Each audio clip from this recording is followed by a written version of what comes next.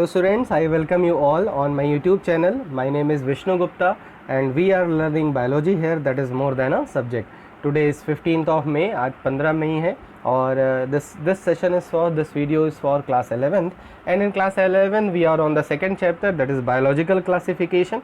In the biological classification we have finished the Monera, एक पहला kingdom finish कर चुके हैं Monera, and we have started Protista. Yesterday we have discussed two division of the protista. कल हम लोगों ने प्रोटिस्टा के दो डिवीज़न डिस्कस किए थे, ठीक है. And this is the assignment for you that write down the differences between the Chrysophyta and dinoflagellates. ठीक है, इन दोनों में डिफरेंस लिखोगे. देखो, जब भी आप दो क्लासेस, दो किंगडम ख़त्म कर लो तो कन्फर्म है आपको क्या करना चाहिए, अपने आप से, बिना मेरे बताए, बिना मेरे इनकरेज किए, you should write down the differences. उससे क्या होगा कि कैरेक्टरिस्टिक में जो कन्फ्यूज़न होती है ना, वो नहीं होगी.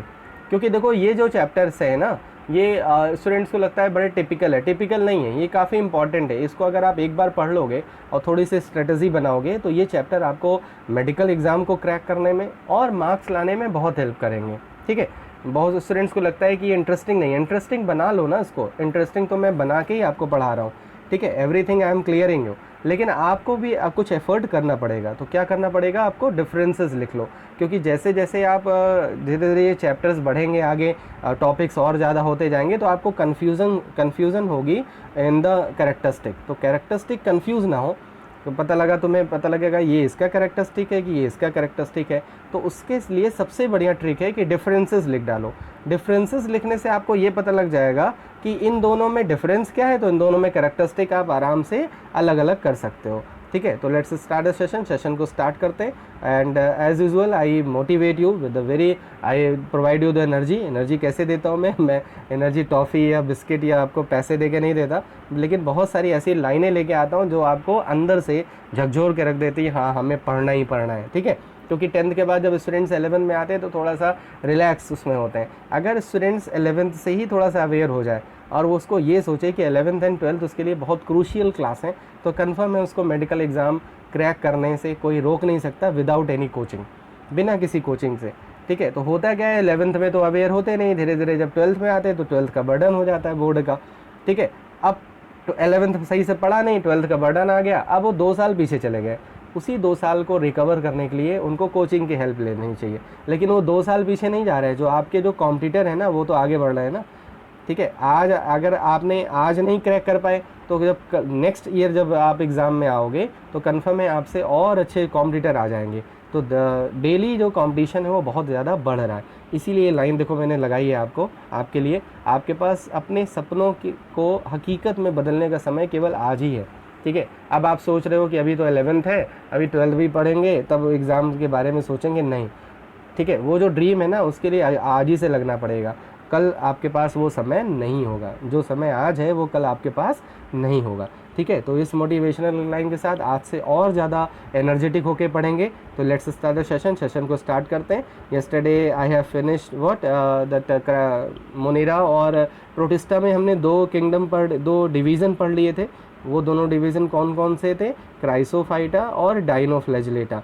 आई told you so many thing beyond NCERT. जब आप एनसीईआरटी, अगर आपके पास एनसीईआरटी अभी भी नहीं है तो प्लीज़ परचेज एनसीईआरटी परचेज़ कर लो. एनसीईआरटी मिल रही होगी. ठीक है, तो एनसीईआरटी पे ही फोकस करो और किसी बुक बहुत ज़्यादा देखने की नीड नहीं है. मैं क्या कर रहा हूँ, आपको थोड़ा सा मैं एनरिच कर रहा हूँ, मैं थोड़ा सा बियॉन्ड द सिलेबस भी जा रहा हूँ. ठीक है, तो आपको उसके लिए टेंशन लेने की ज़रूरत नहीं है, लेकिन आप पढ़ो उतना जो एनसीईआरटी में दिया हुआ है. ठीक है, तो लेट्स स्टार्ट द सेशन को स्टार्ट करते हैं.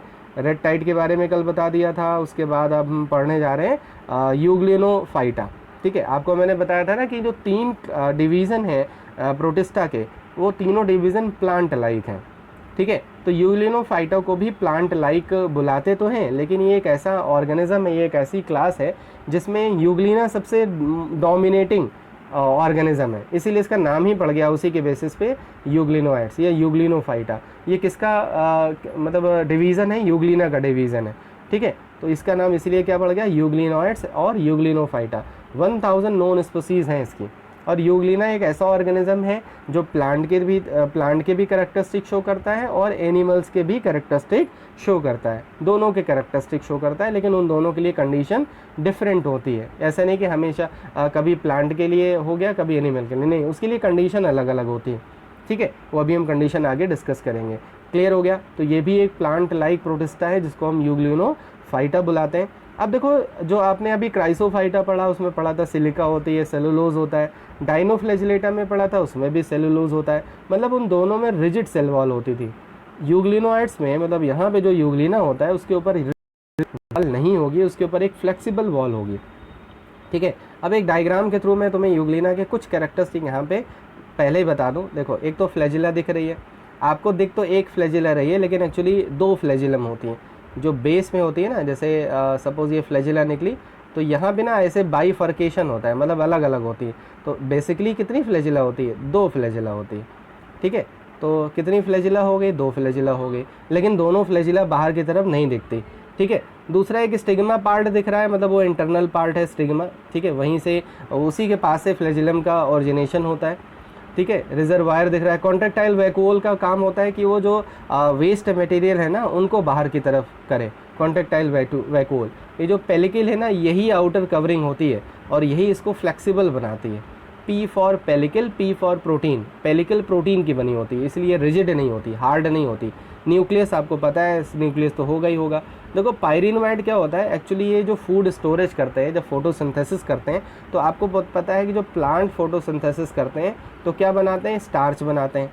यहाँ पे क्या होता है? स्टार्च तो एक्चुअल स्टार्च नहीं होता, स्टार्च के चारों तरफ प्रोटीन की लेयर होती है, तो इसी को बोलते हैं पायरिनोइड। ठीक है, इसी फूड के फॉर्म को क्या बोलाते हैं? पायरिनोइड, जिसको हम पायरामाइलन ग्रेन्यूल भी बोलते हैं। ठीक है, तो पायरिनोइड एक फूड का फॉर्म हो गया।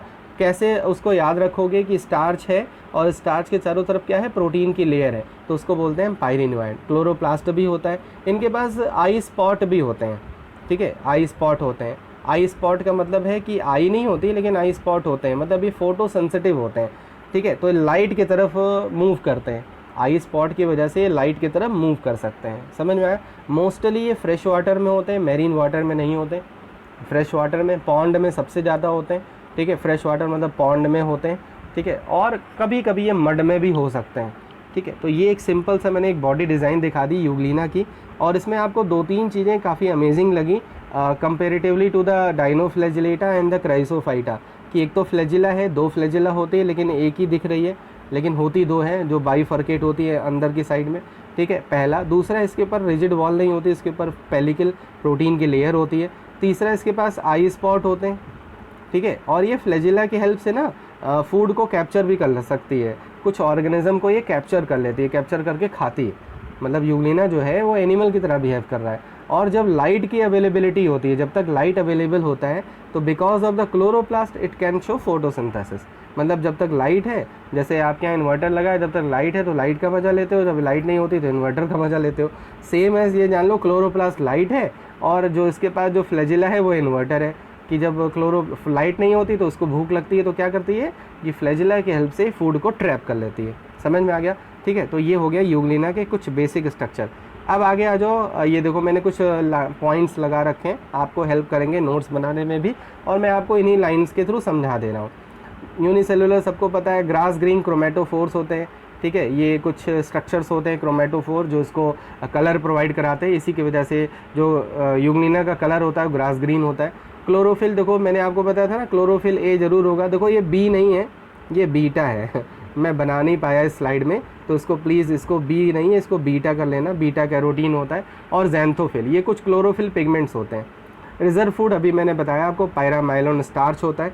क्या होता है ये भी बता दिया कि स्टार्च के बेसाइड क्या होती है? प्रोटीन होती है। अब देखो, फोटोसिंथेटिक तो होता ही होता है लेकिन होलोजोइक न्यूट्रिशन भी शो करता है। अब याद करो, 10th में पढ़ा है आपने होलोजोइक न्यूट्रिशन, कौन शो करता था? हम भी तो होलोजोइक न्यूट्रिशन शो करते हैं। और एक ऑर्गेनिज्म शो करता है, अमीबा। अमीबा भी क्या शो करता है? Holozoic nutrition. अब इसका मतलब है कि यूग्लिना जो है प्लांट की भी तरह बिहेव कर रहा है और एनिमल की तरह भी बिहेव कर रहा है। फ्लैजिला 1 से लेके 2 होती है। ठीक है, रिप्रोडक्शन फिजन होगा। आपने 10th में पढ़ा है ना कि अमीबा में फिजन होता है। फिजन कहीं से भी हो सकता है, इधर से भी हो सकता है, इधर से भी हो सकता है, लेकिन यूग्लिना में जो फिजन होगा वो लॉन्गिट्यूडिनल होगा। ये इस तरह से फिजन हो जाएगा, ये अलग पार्ट बना लेगा, ये अलग, मतलब ये नया न्यू ऑर्गेनिज्म और ये न्यू ऑर्गेनिज्म, तो ये इसको बोलते हैं लॉन्गिट्यूडिनल फिजन। ठीक है, तो लॉन्गिट्यूडिनल फिजन समझ में आ गया। सेक्सुअल रिप्रोडक्शन रिपोर्टेड नहीं है, कोई भी सेक्सुअल रिप्रोडक्शन ये परफॉर्म नहीं करते। तो ये जनरल सा स्ट्रक्चर हो कैरेक्टरिस्टिक हो गया किसका, यूग्लिनोइड्स का। ठीक है, और कैरेक्टरिस्टिक देखते हैं यूग्लिनोइड्स के। देखो यूग्लिना के, अब मैं यूग्लिना के बारे में हम लोग थोड़ा सा डिस्कस कर ले रहे हैं। एक तो ये लिंक है एनिमल्स और प्लांट्स के बीच में। कैसे लिंक है, मैंने अभी बताया कि जब लाइट की अवेलेबिलिटी है तो फोटोसिंथेसिस शो कर रहा है, लाइट अवेलेबल नहीं है तो एनिमल की तरह बिहेव कर रहा है। सोलिटरी मतलब होता है अकेले रहना, ये कॉलोनी में नहीं रहते। अभी आपने इसके पहले पढ़ा था कि बहुत सारी कॉलोनियल फॉर्म में रहते हैं, ये सोलिटरी रहता है। मड में भी हो सकता है, वैसे तो फ्रेश वाटर में ही होता है, लेकिन some time grow in mud. Cells are spindle shape, अभी आपने यूग्लिना को देखा ना, ये देखो स्पिंडल शेप है। स्पिंडल मतलब दोनों टर्मिनल पे क्या होंगे, नैरो होंगे और बीच में स्वेलन होगा, तो ऐसे फॉर्म को क्या बुलाते हैं, स्पिंडल शेप बुलाते हैं। ठीक है, क्लियर है। तो स्पिंडल शेप हो गया। स्पाइरली ट्विस्टेड होते हैं, जैसे स्पाइरल नहीं होता एकदम वैसे ही ट्विस्टेड होते हैं एक दूसरे के ऊपर। फ्लेक्सिबल कवरिंग होती है जिसको हम पेलिकल के नाम से जानते हैं, P for pellicle, P for protein. तो पेलिकल बनी किसकी होती है, प्रोटीन की बनी होती है। आई स्पॉट मैंने अभी बताया ना कि आई स्पॉट होते हैं, फोटो रिसेप्टर्स होते हैं, और एक्चुअल आई नहीं होती, लेकिन फोटो रिसेप्टर मतलब लाइट पे रिस्पॉन्स करते हैं। तो इसीलिए नियर द लाइट, अगर जैसे पॉन्ड में है, अगर सनलाइट है तो वहीं पे ज़्यादा, जहाँ पे लाइट आ रही है वहाँ पे ज़्यादा रहते हैं। ठीक है, चाहे वो नाइट लाइट हो चाहे वो डे लाइट हो। सॉलिड फूड को डाइजेस्ट मतलब इंजेस्ट करते हैं जैसे एनिमल्स करते हैं। फ्लैजिलम के हेल्प से ये क्या करते हैं, फूड को कैप्चर भी कर सकते हैं। और मैंने अभी बताया था ना कि फ्लैजिलम बेस पे बाइफर्केट रहती है, अलग अलग रहती है, 2 फ्लैजिला होती है। समझ में आ गया। तो ये कुछ जनरल कैरेक्टरिस्टिक किसके, यूग्लिना के। ठीक है, कोई प्रॉब्लम नहीं होगी ना, समझ में आ रहा है। ठीक है, बहुत ईजी है। आप थोड़ा सा उसके इसलिए मैंने डायग्राम के बेसिस पे और थोड़ा सा आपको ट्रिक बता के आपको मैं बता दे रहा हूँ। और जब भी यूग्लिना जैसे पढ़ रहे हो ना, तो पीछे का जो आपने डिवीज़न पढ़ रखा है उसको कंपेयर ज़रूर करते रहो। अच्छा, डाइनोफ्लैजिलेटा में सेलुलोज था, हाँ यूग्लिना में क्या है, पेलिकल होती है। तो अपने आप आपको पीछे का भी याद हो जाएगा और ये भी याद होने लगेगा। ठीक है, क्लियर है। Now come to the next part. अब देखो, अभी तक तो आपने जो पढ़ा वो था प्लांट लाइक प्रोटिस्टस। अब हम लोग पढ़ने जा रहे हैं फंगस लाइक प्रोटिस्टस। ठीक है, 3 पार्ट में हमने डिवाइड किया था ना, प्लांट लाइक, फंगस लाइक और एनिमल लाइक। तो अब आज हम लोग जो है फंगस लाइक ख़त्म कर लेंगे। अब देखो, फंगस लाइक में मैं तुम्हें कुछ पहले बेसिक चीज़ें बता दूँ। ठीक है, 1 मिनट, मैं ब्लैंक स्लाइड एक ले लूँ तो आपको समझा दूँ, जिससे आपको एकदम क्लियर हो जाएगा। देखो, फंगस के मैं कुछ कैरेक्टरिस्टिक आपको बता देता हूँ। एक्चुअल में फंगस तो होते नहीं हैं, बहुत पहले इनको फंगस की कैटेगरी में रखा गया था, लेकिन एक्चुअल में ये फंगस नहीं होते। लेकिन कुछ कैरेक्टरिस्टिक होते हैं जो फंगस की तरह शो करते हैं। वो कैरेक्टरिस्टिक क्या होते हैं? ठीक है, पहला तो ये डेड एंड डिकेइंग पार्ट पे ग्रो हो सकते हैं। ठीक है, और ये बैक्टीरिया को इनगल्फ करते हैं, बैक्टीरिया को खा लेते हैं। ठीक है, और वो बैक्टीरिया ये नहीं कि जहाँ जहाँ मिल जाए वहीं पे, नहीं, डैम सॉयल में या मडी सॉयल में जहाँ पे बैक्टीरिया होते हैं उनको, उन्हीं को केवल खाते हैं, सारे बैक्टीरिया को खाते नहीं हैं। अब देखो, फंगस का एक फीचर होता है स्पोर का फॉर्मेशन। ये सबसे इम्पॉर्टेंट फीचर होता है फंगस का। ठीक है, जो स्पोर बनता है ना, स्पोर के ऊपर एक वॉल होती है, तुम्हें पता है, आपने 10th में पढ़ रखा है। स्पोर के ऊपर एक वॉल होती है जो उसकी प्रोटेक्टिव लेयर होती है, जो उसको एडवर्स कंडीशन में बचा के रखती है। समझ में आया? ठीक है, तो जो देखो स्पोर्स, फंगस क्या डेवलप करते हैं, स्पोर्स डेवलप करते हैं। स्पोर की एडवांटेज क्या है कि स्पोर के ऊपर जो सिस्ट होती है, वॉल होती है, वो उसको एडवर्स कंडीशन में बचाती है। एडवर्स कंडीशन मतलब हो गया, जैसे बहुत ठंडी पड़ रही है तो आप लेदर की जैकेट पहन लेते हो, विंड शीटर पहन लेते हो, तो वो क्या कर रही है, आपको एडवर्स कंडीशन में बचा रही है। समझ में आया? बहुत गर्मी पड़ती है तो आप कॉटन के क्लोथ पहन रहे हो, तो वो आपको क्या कर रही है, प्रोटेक्ट कर रही है। सेम एज स्पोर की जो वॉल है वो भी प्रोटेक्ट कर रही है। पहला फीचर फंगस का ये है। उसके बाद जो फंगस होती है ना, उनमें होती है फ्रूटिंग बॉडीज़। फ्रूटिंग बॉडीज़, देखो यहाँ पे फ्रूटिंग का मतलब वो फ्रूट नहीं है कि मैंगो आया और मैंगो खा लिया, नहीं। फ्रूटिंग बॉडीज़ का मतलब है, जैसे मान लो कोई पार्ट है, ठीक है, ये मान लो स्टॉक है, कोई स्टॉक लाइक स्ट्रक्चर है, अगर इसके ऊपर स्पोर्स डेवलप हो रहे हैं, इसके टिप पे क्या डेवलप हो रहे हैं, स्पोर्स, तो ये जो बॉडी है इसको हम क्या बुलाएंगे, फ्रूटिंग बॉडी। क्योंकि स्पोर्स को हम फ्रूट कंसीडर कर सकते हैं, क्योंकि स्पोर्स को हम सीड भी कंसीडर कर सकते हैं। जब स्पोर्स डिस्पर्स होते हैं तो वो नए ऑर्गेनिज्म का डेवलपमेंट करते हैं, नए ऑर्गेनिज्म की वहाँ पे ग्रोथ होती है। तो अगर हम इस बॉडी को देखें तो इस बॉडी पे स्पोर्स का डेवलपमेंट हो रहा है, इसीलिए हम इस बॉडी को क्या बुला सकते हैं, फ्रूटिंग बॉडीज़। समझ में आया? ठीक है, अब देखो जो अभी आप पढ़ोगे ना फंगस लाइक प्रोटिस्टा में, उसमें 2 टाइप के पढ़ोगे। एक पढ़ोगे सेलुलर, और एक पढ़ोगे ए सेलुलर। अब देखो जहाँ पे भी ए वर्ड आ जाए वो है ही नहीं, मतलब ये सेलुलर मतलब सेल की तरह होते हैं, ये सेल की तरह नहीं होते, ठीक है। तो ये जो सेलुलर होते हैं ना, जो सेलुलर होते हैं उनको हम अमीबा लाइक भी बुलाते हैं। मतलब जो ये प्रोटिस्टा मतलब ये जो होते हैं ना फंगस की तरह होते हैं, ये अमीबा की तरह फीचर शो करते हैं। अब तुम बताओ अमीबा का कौन सा ऐसा कैरेक्टरिस्टिक है जो जिससे आप अमीबा के कैरेक्टरिस्टिक को किसी और ऑर्गेनिज्म से कनेक्ट कर सकते हो। याद करो 10th में आपने पढ़ा था कि अमीबा होता है जब उसका फूड दिखता है तो ये क्या बना लेता है, सूडोपोडिया। तो अगर किसी भी ऑर्गेनिज्म में सूडोपोडिया की तरह स्ट्रक्चर दिख रहा है तो जान लो वो किसकी तरह बिहेव कर रहा है, अमीबा की तरह। जैसे हमारे बॉडी में जो WBC होती है ना, वाइट ब्लड सेल्स, वो भी अमीबा की तरह फंक्शन करती है, क्योंकि वो भी सूडोपोडिया बना के पैथोजन को इनगल्फ कर लेती है। समझ में आया? तो इसका मतलब ये नहीं कि वो अमीबा है, अमीबा की तरह है, अमीबा की जैसे वो शो कर रहा है कैरेक्टरिस्टिक। क्लियर है? ठीक है, अब समझ में आ जाएगा तुम्हें। तो देखो जो अमीबा है ना, जो अमीबा है वो, अगर अमीबा है, ये न्यूक्लियस अमीबा का मान लो, अमीबा की तरह स्ट्रक्चर है तो अमीबा का ये न्यूक्लियस है। ये न्यूक्लियस जब डिवाइड करता है बहुत सारे न्यूक्लियाई में ये, तो इन्हीं न्यूक्लियाई को हम क्या बुला सकते हैं, स्पोर्स बुला सकते हैं। तो ये भी क्या हो गई, फ्रूटिंग बॉडी हो गई।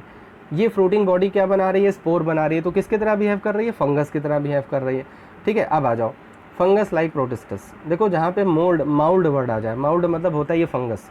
स्लाइम माउल्ड इसलिए बोलते हैं क्योंकि ये जो है कुछ इस तरह के स्ट्रक्चर्स बनाते हैं, एग्रीगेशन मतलब कलेक्ट होके कुछ इस तरह स्ट्रक्चर बनाते हैं, जिसको बोलते हैं स्लाइम। तो स्लाइम माउल्ड, ठीक है, स्लाइम माउल्ड है। तो अब भाई पढ़ेंगे कि स्लाइम माउल्ड आगे भी क्लियर हो जाएगा स्लाइम माउल्ड क्या होते हैं। ठीक है, कॉमनली इसको हम स्लाइम माउल्ड बुलाते हैं। अब देखो मिक्सोमाइकोफाइटा, सबसे पहले इनको मिक्सोमाइकोफाइटा में रखा गया था। मिक्सोमाइकोफाइटा मतलब ये फंगस में रखा गया था, लेकिन बाद में देखा गया कि ये फंगस की तरह तो होते नहीं है, इसीलिए इनको अलग कर दिया गया, एक अलग डिवीज़न दे दिया गया जिसको हम बुलाते हैं स्लाइम माउल्ड। ठीक है, अब देखो they are termed as mould because they give rise mould like spores. अभी मैंने बताया ना कि फंगस का जो इंपॉर्टेंट फीचर है वो क्या है, दैट इज स्पोर्स डेवलपमेंट। अगर स्पोर्स डेवलप कर रहे हैं तो वो क्या है, फंगस लाइक होते हैं, तो इसलिए इनको माउल्ड बुलाते हैं। दे लुक लाइक, क्योंकि ये अमीबा की तरह दिख रहे हैं, ठीक है, तो इसलिए अमीबा जैसे बुलाएंगे, ये सेलुलर बुलाएंगे। ठीक है, हेट्रोट्रॉपिक होते हैं, फीड ऑन बैक्टीरिया। अभी मैंने बताया ना कि मोस्टली जो स्लाइम माउल्ड होते हैं ये बैक्टीरिया पे फीड करते हैं, बैक्टीरिया को खाते हैं। ठीक है, अब देखो सेलुलर माउल्ड, जो मतलब फंगस लाइक प्रोटिस्टस हैं, उनको दो पार्ट में डिवाइड कर सकते हैं। ये पहला है सेलुलर माउल्ड, ठीक है, सेलुलर स्लाइम माउल्ड। ये सेल्स की तरह दिखते हैं। देखो ये 70 स्पीसीज नोन है, दे बिहेव लाइक अमीबा की तरह बिहेव करते हैं, इसलिए इसको हम अमीबा लाइक माउल्ड भी बुला सकते हैं। ठीक है, सूडोपोडिया के मैंने अभी बताया ना कि क्यों हम किसी भी ऑर्गेनिज्म को अमीबा की तरह बुलाएंगे, क्योंकि उसके अगर वो सूडोपोडिया के हेल्प से कुछ भी कर रहा है तो उसको हम अमीबा की तरह बुला सकते हैं। एट स्टारवेशन टाइम, जब इनको भूख लगती है तो ये एग्रीगेट हो जाते हैं। ये देखो, ये मैंने लाइफ साइकिल लगा दी ताकि आपको एकदम अच्छे से समझ में आ जाए। ये अमीबा लाइक है, देखो ये एग्रीगेशन हो गया। एग्रीगेशन मतलब एकदम कलेक्ट हो जाते हैं। एग्रीगेशन जब हो जाते हैं तो ये एक स्यूडोप्लाज्मोडियम बना लेते हैं। एक्चुअल में प्लाज्मोडियम नहीं होता, लेकिन प्लाज्मोडियम की तरह होती है, फ्रूटिंग बॉडीज़ होती है। ठीक है, स्यूडोप्लाज्मोडियम, प्लाज्मोडियम मतलब फ्रूटिंग बॉडी। ठीक है, इसमें ऐसे ऐसे स्पोर्स डेवलप होते हैं। अब देखो ये इसमें स्पोर्स डेवलप होंगे टिप पार्ट पे स्पोर्स डेवलप हो रहे हैं। स्पोर्स रिलीज़ हो गए और स्पोर क्या बना लेंगे, अमीबा की तरह स्ट्रक्चर्स बना लेंगे। ठीक है, समझ में आया? तो ये इनकी एक पर्टिकुलर लाइफ साइकिल हो गई। इस लाइफ साइकिल से आपको समझ में आ रहा होगा कि इसको अमीबा की तरह स्लाइम माउल्ड क्यों बुलाते हैं। इसलिए इसको माउल्ड क्यों बुला रहे हैं, क्योंकि ये क्या शो कर रहा है, फंगस की तरह स्पोर्स का डेवलपमेंट कर रहा है, इसलिए इसको माउल्ड बुलाते हैं। इसको अमीबा की तरह क्यों बुला रहे हैं, क्योंकि अमीबा की तरह स्ट्रक्चर देखो फॉर्म कर रहा है, सूडोपोडिया वगैरह। ठीक है, जब एग्रीगेशन हो गया तो एग्रीगेशन के बाद ये क्या बना लिया, हर एक एग्रीगेशन क्या बना लेता है, स्यूडोप्लाज्मोडियम, फ्रूटिंग बॉडी जिसको बोलते हैं, इसी को क्या बुलाते हैं हम, फ्रूटिंग बॉडीज़। और इसी फ्रूटिंग बॉडी में स्पोर का फॉर्मेशन होता है। ज़रूरी नहीं कि स्पोर तुरंत जो है जर्मिनेट करने लगे। अगर फेवरेबल कंडीशन है तब तो स्पोर जर्मिनेट करेगा, अगर अनफेवरेबल कंडीशन है तो स्पोर जर्मिनेट नहीं करेंगे, रेस्टिंग स्टेज में रहेंगे। समझ में आ गया? ठीक है, तो ये देखो ये पहला पॉइंट क्लियर हो गया। उसके बाद ये टिप जो होती है फ्रूटिंग बॉडीज़ की, वो स्पोर्स डेवलप करती है, अभी मैंने आपको दिखा दिया। ठीक है, जब स्टारवेशन के टाइम में होते हैं तो एग्रीगेट हो जाते हैं, इकट्ठा हो जाते हैं और ये कंपाउंड मास बना लेते हैं, जिसको बोलते हैं स्लग। ठीक है। इसी कंपाउंड मास को क्या बुलाते हैं? स्लग। ये सब आपके एनसीईआरटी में नहीं दिया होगा, ठीक है, इंपॉर्टेंट है आपके लिए, इसलिए मैंने यहाँ पे स्लाइड में अटैच कर दिया है। विच ट्रांसफॉर्म इनटू फ्रूटिंग बॉडीज़, तो जो स्लग बन जाता है, मतलब जो एग्रीगेशन बन जाता है, वही फ्रूटिंग बॉडीज़ बना लेता है। और मैंने आपको पहले ही बता दिया कि फ्रूटिंग बॉडीज़ मतलब क्या होता है, ठीक है, क्लियर हो गया। Now come to the next part. अब देखो प्लाज्मोडियम लाइक स्लाइम माउंट। अब एक तो अमीबा की तरह है, अगर अमीबा की तरह स्ट्रक्चर बाद में बन रहा है तो अमीबा की तरह है, ठीक है, और अगर प्लाज्मोडियम की तरह स्ट्रक्चर बन रहा है तो प्लाज्मोडियम लाइक स्लाइम माउंट हो गए।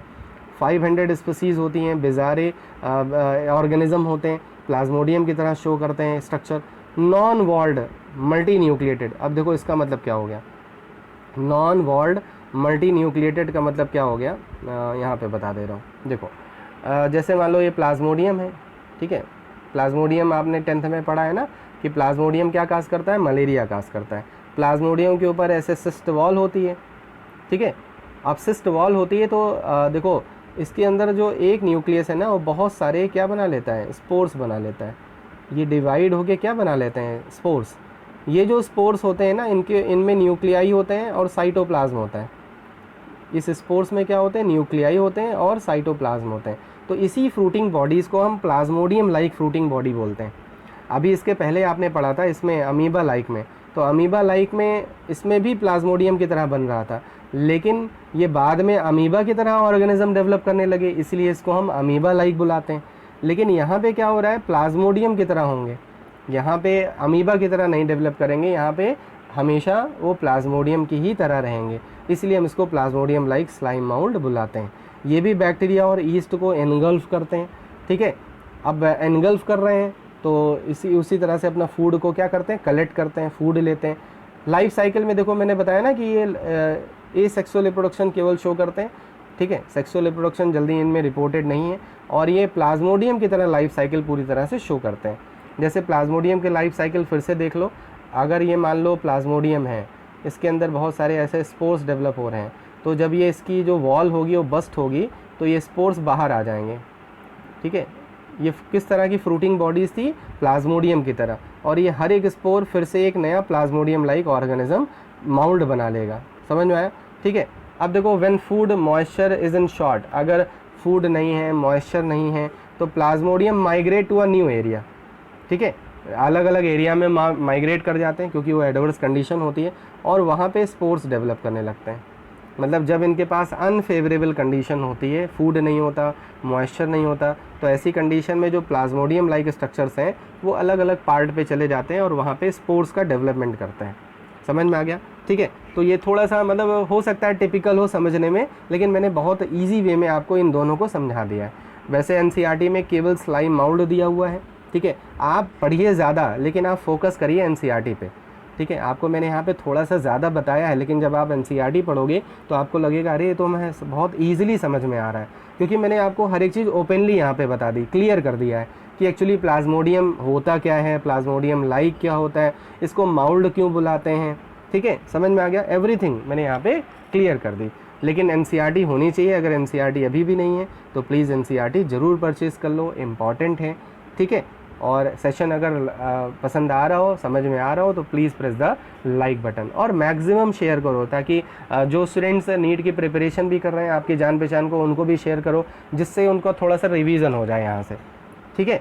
तो जब तक नीट का एग्ज़ाम आएगा तब तक हम एक यूनिट से ज़्यादा तो ख़त्म ही कर चुके होंगे, ठीक है। और मैंने आपको बताया कि मैं बहुत जल्दी सेशन भी लेके आ रहा हूँ, थोड़ा सा मेरा शेड्यूल इस समय बिजी है, थोड़ा सा मैं फ्री हो जाऊँ तो मैं नीट के सेशन भी लेके आ रहा हूँ। कुछ टॉपिक को लेके आऊँगा, कुछ क्वेश्चंस को लेके आऊँगा, ठीक है, मतलब कुछ ना कुछ करता रहूँगा, जिससे स्टूडेंट्स को बेनिफिट ज़रूर मिले, ठीक है। आपको भी बेनिफिट मिलेगा, कंफर्म है। तो please press the like button, encourage करिए मुझे, ठीक है, और मैक्सिमम शेयर करिए, अच्छा लगेगा कि हाँ लोगों तक पहुँच रहा है, ठीक है। So I am ending this session. कोई डाउट होगा तो प्लीज़ कमेंट बॉक्स में लिख देना।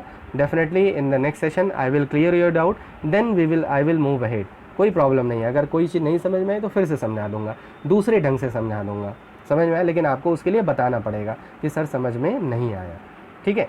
So stay at your home, stay safe. जय हिंद, जय भारत, गुड बाय।